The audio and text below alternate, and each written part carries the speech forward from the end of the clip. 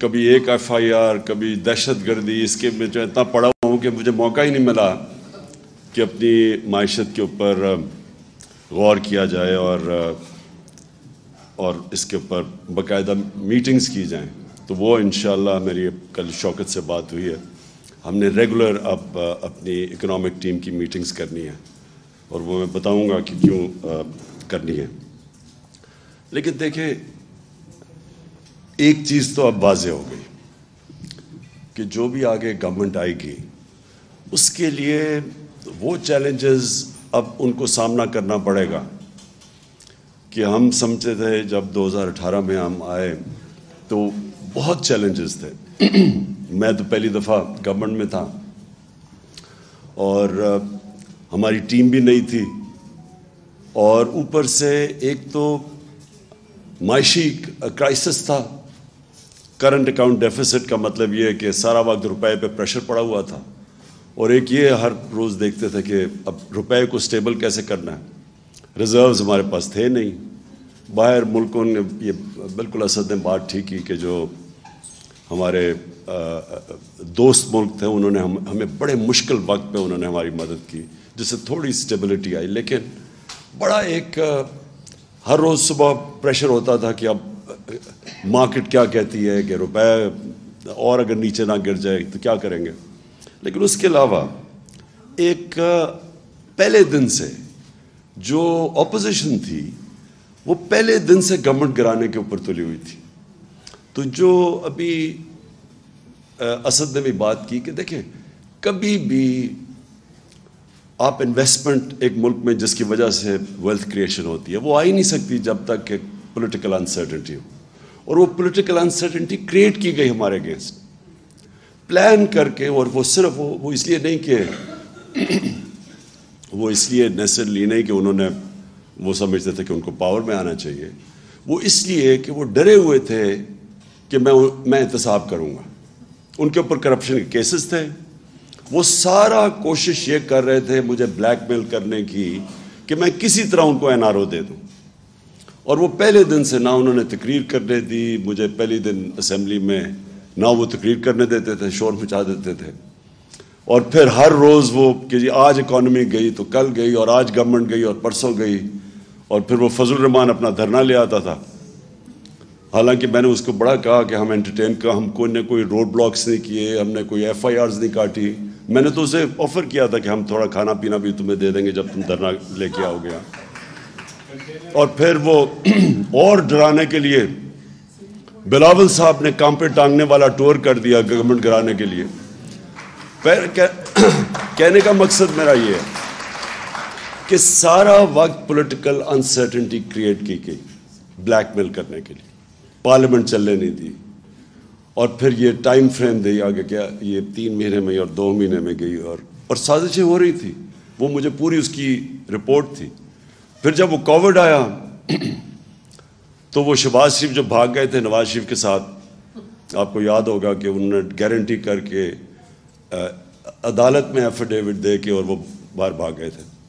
تو اس نے آنا ہی نہیں تھا واپس کیونکہ اس کا FIA کا کیس تھا. بیٹا پہلے بھاگ گیا تھا.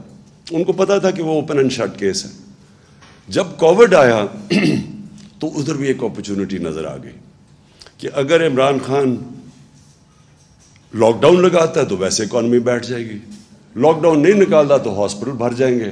تو وہ ون ون سچویشن تھا. وہ بھاگا واپس آیا، منہ پہ وہ لگا کے کمپیوٹر کے سامنے بیٹھ گیا کہ میں اسپیشلسٹ ہوں، میں آ کے ٹھیک کروں گا ملک کو. اور وہ خاقان عباسی نے اسٹیٹمنٹ بھی دی کہ شہباز شریف کو موقع دو، اس نے ڈینگی کے اندر بڑا اچھا کام کیا تھا. تو وہ ایک 3.5 سال کا بڑا انریچنگ ایکسپیرئنس تھا کیونکہ اتنا چیلنجنگ تھا کہ اس کے اندر میں نے سیکھا بہت کچھ.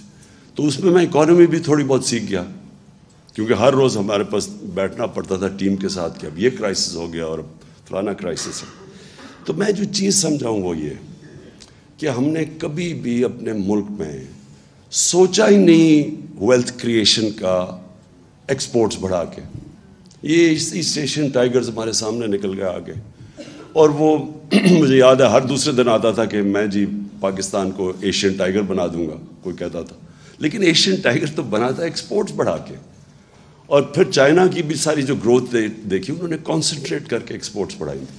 مجھے یاد ہے مہاتر محمد سے میں 20 سال پہلے ملا تو وہ مجھے بتا رہے تھے کہ ہم نے باقاعدہ ایکسپورٹس بڑھانے کے لیے پہلے ہم نے الیکٹرانکس کی اس کو کاٹیج انڈسٹری بنایا. گھروں کے اندر ہم نے چھوٹے چھوٹے اسمبلی پلانٹس لگائے.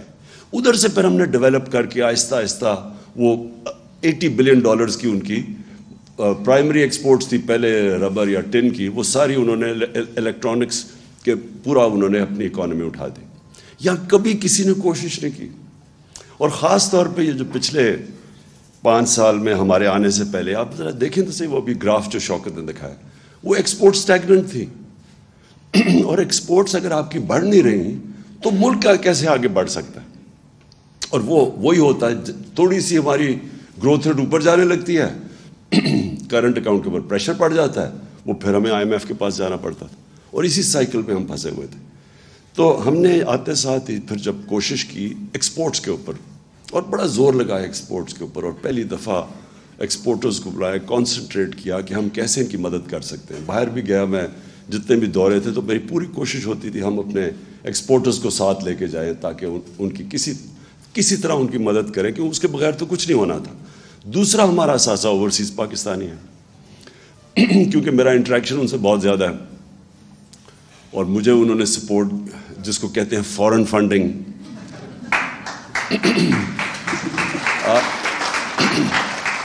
کہ وہ لوگ جو بیچارے محنت کش لوگ جن کے اوپر ملک چلتا ہے, ان سے, کیونکہ میں شوکت خانم میں جب میں نے پیسے اکٹھے کرنے شروع کیا آج سے 30 سال پہلے, تو یہاں تو بڑی جلدی ڈونر فٹیگ ہو گئی. تو میں پھر جدھر پاکستانی تھے دنیا میں, تب سے میرا ان سے ریلیشن شپ ایکچولی میرے پہلے بھی تھی کرکٹ کی وجہ سے, کیونکہ ہم جب کرکٹ باہر کھیلتے تھے تو اوورسیز پاکستانی آ کے سپورٹ کرتے تھے. لیکن جب میں نے شوکت خانم کے لیے پیسے اکٹھے کیے تو میں پھر باہر نکل گیا. یہاں لوگ جو لوگ بڑے پیسے والے تھے وہ باہر سے کہہ دیتے تھے کہ کب وہ آفس میں نہیں بیٹھا صاحب, تو میں تب باہر نکل گیا. تو میرا اوورسیز پاکستانیز نے میری پھر مدد کی. یہ شوکت خانم جو بنا, یہ سب سے زیادہ کنٹریبیوشن اوورسیز پاکستانیز کی تھی, جس کو ہم فورن فنڈنگ آج کل کہتے ہیں. اس کے بعد جب میں نے نمل یونیورسٹی میں ان سے پیسے اکٹھے کیے, پھر جب آہستہ آہستہ جب ہماری پارٹی اٹھنے لگی تو سب سے پہلے سپورٹ اوورسیز پاکستانیز نے کی, اور ادھر سے پھر ہم نے پیسہ اکٹھا کیا, جس کا یہ الیکشن کمیشن کے اندر اتنا بڑا ڈرامہ چلا ہوا ہے کہ میں ابھی تک حیران ہوں. انہوں نے رات تو فورن فنڈنگ دیکھ ہی لی ہوگی, جو 5-5.5 ارب روپیہ آ گیا 3 گھنٹے کے اندر.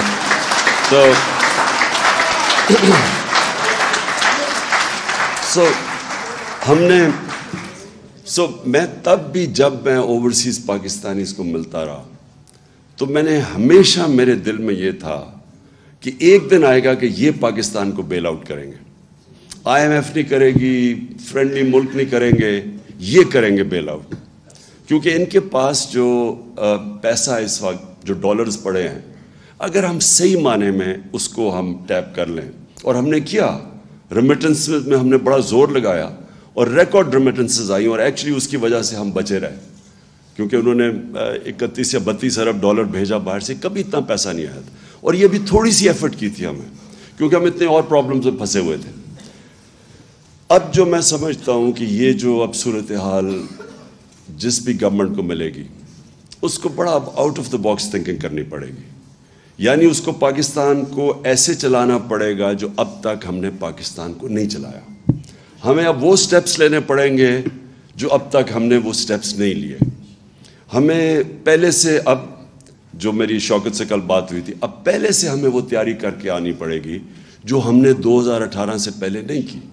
وہ کر بھی نہیں سکتے تھے, کیونکہ ہمیں پہلی پریزنٹیشن تو ملی جب میں پرائم منسٹر آفس میں تھا, تو مجھے تو پہلی دفعہ پتہ چلنا شروع ہوا کہ وابڈا میں کتنا حالات ہے, تو پینشنز اب کدھر تک پہنچ گئی ہیں. مجھے تو آئیڈیا ہی نہیں تھا ان چیزوں کا. میں وہ دیکھ رہا تھا کہ جب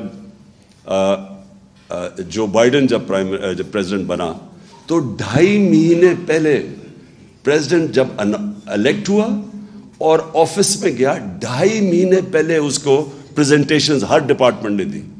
تو ان کی پوری ٹیم کی تیاری تھی, جیسے انہوں نے آفس سنبھالا تو ان کے پاس پوری سارا سمجھ تھی کہ کون سی ایریاز میں کیا انہوں نے کرنا.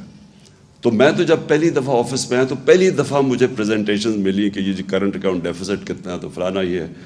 تو اب ہم نے فیصلہ کیا ہم اب پوری اپنی اکنامک ٹیم بنائیں گے, اور وہ صرف یہی نہیں کہ اسیس کرے گی, لیکن اب وہ out of the box thinking کیا ہے. اور میں یہ کیوں کہتا ہوں کہ دیکھیں یہ تو کوئی اکنامکس نہیں ہے نا کہ آپ قیمتیں بڑھاتے رہیں اور پیسے اکٹھے کرتے رہیں. یہ تو کوئی اس میں کوئی جینیس نہیں چاہیے. وہ تو ایم کیو ایم بڑا اچھا پیسہ اکٹھا کر لیتی تھی بھٹا لے کے, وہ تو لوگوں کو پیسے بڑھا دیتے تھے نا. وہ جو دکاندار تھا وہ اپنی قیمت بڑھا دیتا تھا اسے جب پیسے لیتے تھے. تو یہ تو کوئی اکنامکس نہیں ہے. اکنامکس یہ ہے کہ ابھی ثاقب شیرانی نے بڑی اچھی بات کی کہ دیکھیں سب سے پہلے آپ فیصلہ کریں کہ آپ نے اپنے انسانوں کو پروٹیکٹ کرنا ہے. آپ کا جو سب سے ونربل سیکشن آف پاپولیشن ہے اس کو آپ نے کیسے بچانا ہے. اور یہ دو پارٹیز یہ انہوں نے جو کیا 4 مہینے کے اندر, اس سے واضح ہو جانا چاہیے کہ ان کے ذہن میں کبھی بھی انسانیت ان کے ذہن میں نہیں آئی. ان کا صرف ذہن ہوتا ہے کہ پیسے کیسے بنانے اور کرسی پہ کیسے بیٹھنا اور اس کا فائدہ کیسے اٹھانا ہے.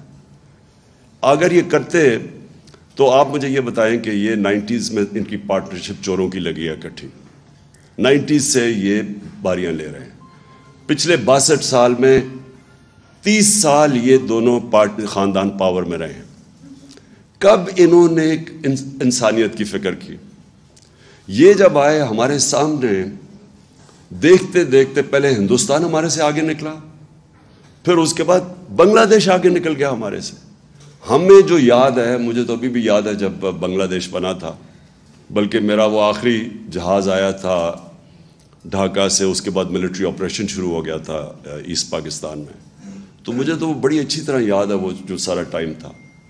تو مجھے یاد ہے کہ جب وہ بنگلہ دیش علیحدہ ہوا اور بنا, ایسٹ پاکستان ٹوٹا, تو خوشیاں بنائی گئیں. میں وہ ڈرائنگ رومز ابھی مجھے یاد ہے, لوگوں نے خوشیاں بنائیں کہ اتنا وہ سارا ہمارا پیسہ وہاں چلا جاتا ہے, وہاں سائیکلون آتا ہے تو ہمیں اس کو سبسیڈائز کرنا پڑتا ہے. میں نے یہ کانوں سے یہ باتیں سنی ہوئی ہیں کہ چلیں شکر ہے بوجھ اترا.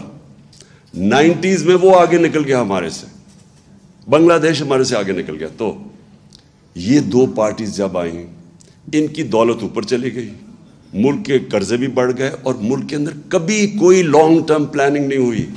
آج چائنا کا سب سے بڑا سکسیس کیا ہے, وہ 15-20 سال کے پلانز بنائے ہوئے ہیں. یہاں اگر لانگ ٹرم پلاننگ ایک ہی چیز میں ریفلیکٹ کرتے تھے, انہوں نے کبھی ڈیمز نہیں بنائی.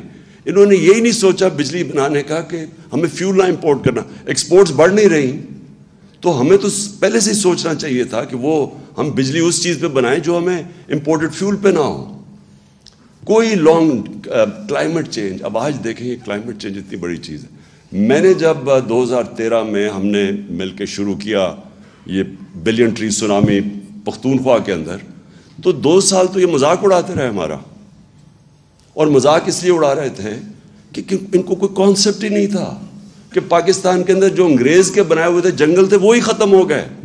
ہم بچپن میں جایا کرتا تھا اپنے بڑوں کے ساتھ شکار پہ, تو یہ بڑے بڑے جنگل تھے, چھانگا مانگا, کندیاں, میاں والی میں, یہ چیچا وتی میں بڑے جنگل تھے, وہ انگریز کے بنائے ہوئے.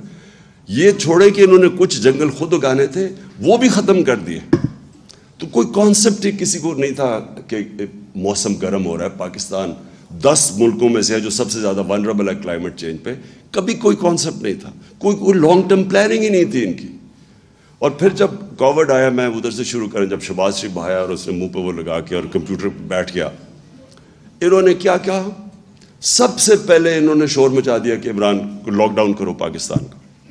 ان کی سب کی سٹیٹمنٹس ہیں کہ عمران خان کے اوپر FIR کاٹ دو, یہ لاک ڈاؤن نہیں کر رہا. ان کی اسمبلی میں سٹیٹمنٹس ہیں. بلکہ انڈیا کی تعریفیں شروع کر دی, جو نریندر مودی نے وہاں کرفیو لگایا تھا اس کی تعریفیں کرنی شروع کر دیں گے, وہ دیکھو کتنا اچھا کام کر رہا ہے اور یہاں کوئی لاک ڈاؤن نہیں لگ رہا. کیونکہ انہوں نے کبھی غریب کا سوچا ہی نہیں ہے. میں بار بار ان سے پوچھوں کہ مجھے یہ بتاؤ کہ وہ دہاڑی دار کا کیا بنے گا. یہ اسد وہ NCOC میں تب یہ تھا, تو ہماری کیا آرگیومنٹس, کیا ہم ڈسکشن ہوتی تھی. پہلے تو آپ سوشل ڈسٹینس کی بات کر رہے ہیں, ہمارے یہاں کچی آبادیوں کے اندر 10-10, 8-8 لوگ ایک کمرے میں ہیں, وہ کدھر سوشل